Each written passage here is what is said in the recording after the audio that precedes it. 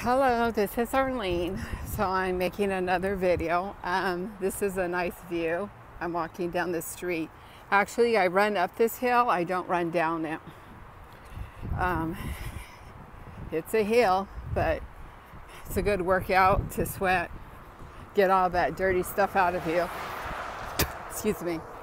So anyways, I'm going to talk about my mother's brother that I live with. We live in a townhouse, 2 floors. We're sandwiched in, which is not a good idea. And another not a good idea. I have all my electronics in there, TV, laptop, phone, Wi-Fi. So when I do move, and I am, my room, which has always been in the past when I lived by myself, is an electronic-free room. So we'll see how that works. But anyways, I came to live in that townhouse because I have twin uncles. And my one uncle, who's in a home right now and probably will live the rest of his life there, they're both alcoholics. And one night, my uncle, he had a stroke. So he had a stroke on one side of his brain, but he has a tiled kitchen. So he fell like timber style on the other side of his head. So he technically had brain damage on both sides. He was in a coma at LAUSC Trauma Center for a couple, almost 2 weeks. And he came out of it, but after long, grueling tests and everything, he has brain damage on both sides. His central part of his brain, which doesn't really have very much stuff on it, is the only thing that's not damaged, but there's not much there. So he lives in a home. And so when this happened, you know, he went into a hospital, like a convalescent kind of, but it's more like a hospital, to recuperate. And then he came home to us. We had to rent like hospital bed, medical equipment, all kinds of stuff, diapers and stuff. And unfortunately, he wasn't 65 yet. We had about 1.5 years to go. And it was a lot of stress on my mom. So I gave up my apartment and I moved in. And as I did, the other twin went into rehab at the VA center over there on Wilshire Boulevard. So I cared for my uncle while I was not working, and we had people working there. And so that was my life there. And then he turned 65. My mother did his paperwork, and we found a nice place for him to stay. And he lives there. Well, towards the end of the year, my other twin uncle, the other twin, came home from rehab. He was home 10 days and then he went back to drinking. So that was fine. You know, he was one of those quiet drunks. He just went from his bedroom across the way to the TV room and he would drink. Didn't bother anybody. Well, it wasn't until, I guess, after things started happening to me, he started acting weird. And like, if I were in my bedroom on the phone, I have a crack under my door. I could just see him standing there, you know, just standing there listening, you know. And when he'd hear me walk to the door, I could hear him pattering off real quick. Well, he learned to be more quieter. And then what was really creepy is I would be in the bathtub and I could see his shadow in the hallway. So what he has a chair. You'll see in other videos I've showed you where the tub is and there's a door and the chair sits there. So he sits in that chair listening to me take a bath. Now what kind of pervert does it? That's a relative of yours. So he became creepy. And then I found like panties, like panties not like for an adult woman, you know, and other stuff, which I won't elaborate on until I moved out of that place. And so we have a cleaning lady that comes every other Friday, and she actually needs to come every week because my uncle is like a very dirty person. I mean dirty. I would share my hamburger with my son and his girlfriend's dog before I did with him. So anyways, she asked me, she goes, Arlene, why is your underwear with your uncle's? I go, what? She goes, yeah. She goes, I noticed I've been doing the laundry in your uncle's. I said, that is not my underwear, I said. And she showed it to me. I go, oh no, I don't use that cheap stuff. So I'm thinking that, and I'm just saying allegedly, he could be cross-dressing. He's doing something. So, you know, I let that go, and then I would find a bra, and I told him, whose bra is this? And he just took the bra from me. So I was like, okay, maybe, you know, he just needs a little something to have to get him, I don't know, turned on or whatever. So I let that go. And then, you know, he started acting creepy, like sleeping with his bedroom door cracked, asking me where I was going and stuff like that. And I would just tell him, oh, I'm going to do everything. Where are you going? And I never told him. And I was just like, I look back, that son of a bitch was surveillancing me. So then one day, he gets in his car to leave, so I move my car, and he takes off his sunglasses to talk to me. You could barely see his eyes. They were like red, like the devil. He looked like a Tasmanian. I go, what happened to your eyes? I go, you should go to the doctor. And he goes, oh, it's allergies. And I figured he got hit. He got hit real hard, like super hard. So, just to make a quick note, there's somebody walking with their dog. Nobody walks here. So this is just a new thing since I've been running, is people do like ground surveillance. They'll use kids or adults. They never walk in this area. I'll see people that don't even walk in this area. So this lady's probably part of the ground surveillance here and stuff. I think they just don't like that I'm exercising. I would prefer that I were fat.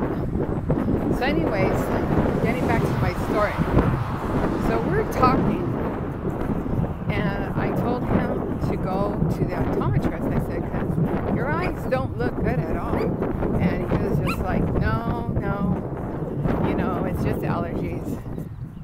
Well then, after a while, I started getting hit.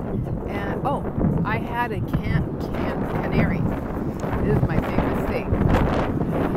My canary is picking up lasers coming from his room and coming from the next door neighbor's room. You know, but I have no weapon, so I know I can't call the police because it's just, lasers. And, you know, the lasers could come from further than their house. I already know what scenario would play out. So I left it alone. And then I made the mistake of showing him. I go, look, it's coming from your bedroom. And then after he was just like, what are you going to do with that video? And I said, oh, I'm uploading it. I'm giving it to people for safekeeping. So that went by. And then one day he was drinking, as usual, confronted me about the video. And he said I was hallucinating. I said, whatever. I said, I have it on the video. No one, videos don't lie. He goes, well, I couldn't see it. I said, because you've seen it in a small screen. I said, but my friend's seen it in the big screen and you can see it. He did not like that. So anyways, I have them, probably, they're on YouTube and Twitter, but they're from months ago, like probably like 350 videos back. They're there, but they're there. So anyways, after that happened, they broke my canary, which is, it doesn't work. I could turn it, I could reset it, and then when I leave the house, I get a message on my iPhone saying it went offline. The power didn't go off or anything. So I know they're manipulating my phone, my Wi-Fi and stuff. And so I just like let it be. And then when it would go on its own, they would turn it on and turn it off, turn it on. So I disconnected and I put it back on. So now I'm putting it on Canary. I did the speed test because they were like, well, we need to check the speed of your Wi-Fi. I know my Wi-Fi with Time Warner Cable or Spectrum. I know the cable works fine. There's no problem with the cable. And so I was like, okay. So I sent them the test and they sent me an email like, oh, do you still want us to help you? And I'm like, didn't you get my email that I sent you? So anyways, I don't have anything for surveillance right now. And I'll wait till I get my own place. Because I figure, well, either way, I figure even when I get my new place, they're going to mess with it anyways. That's when I hear from other people. So anyways, I start feeling stuff. So this guy, my uncle, which is on YouTube, he's got these like little chemicals in a jar with like some kind of like baggie over it. And you put it on the material or on the wall, it goes through the wall. And you feel like you're getting hit. But the only thing is that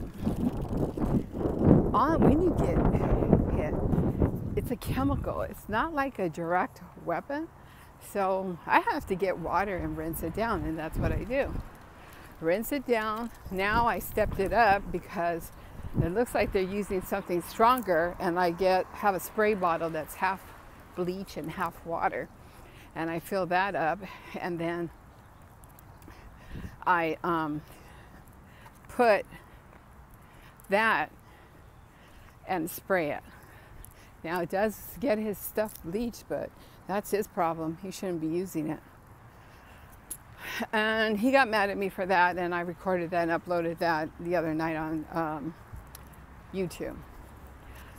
So anyways, of course, since I took the stuff he had and emptied it out, he got some more. Well, he made the mistake of leaving it where I could see it. So I took it again. Now, I don't know where he has it. He must be hiding it now. So someone's giving him this stuff. It is a coincidence, but like when he goes outside, the next door neighbor's door always opens up, always.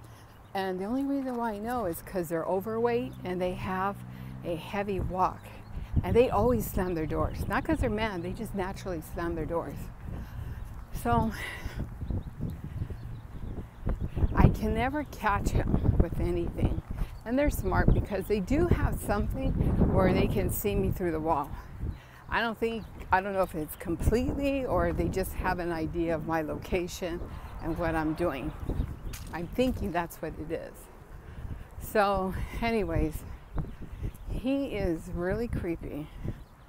And I know he keeps him informed of my whereabouts. But I started recording him. Now he has this device on him. And I can get hit and he doesn't, but I notice there's like a little glow around him. So anyways, whenever he gets up, I get up and I go downstairs with my camera, my thermal imaging camera, and I start recording just to see if anything happens. I don't record him, but I do record. And you'll see I have some of those videos posted. I think it's targeted by relative. But anyways, I'm thinking that, well, he is an alcoholic, so he is weak. So I'm assuming that they preyed on his weakness, alcoholism, or they may have blackmailed him because he is a pervert, or he's doing it and they're giving him, I don't know, some kind of form of payment, like I don't know, like gift cards I hear they give out because they can't give cash. So he's benefiting in some way. And so that's where I stand right now with him. Even though we live in the same townhouse, I have to keep an eye out on him. I don't ever turn my back on him because you cannot trust that sucker. So that's basically my story with my mom's brother. And my mom doesn't know everything that's going on because I don't tell her, but she knows the pervert stuff part and some of the things that he's done. So she's even like, I want you to get out of there. It's not a good environment. And that's basically what's going on right now. And I will be getting out, but that's living with somebody who is surveilling you. And I'm sure I'm not the only one. I'm sure there's people that probably have roommates or sharing the house with people, or maybe even married to somebody or living with somebody that's going through that. I think that would be harder because it's more of an intimate, loving relationship. Mine's is just my uncle, but just the fact that he's a pervert. I'm his niece and he's a pervert that way. And that's the kind of people they recruit because I'm sure they know what he does. Lowlifes.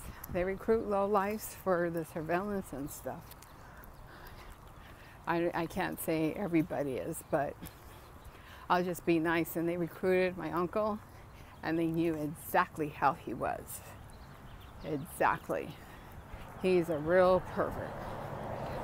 So on that note, I'm just going to go ahead and end this taping. And all these cars that you see going by, this is the empty business part.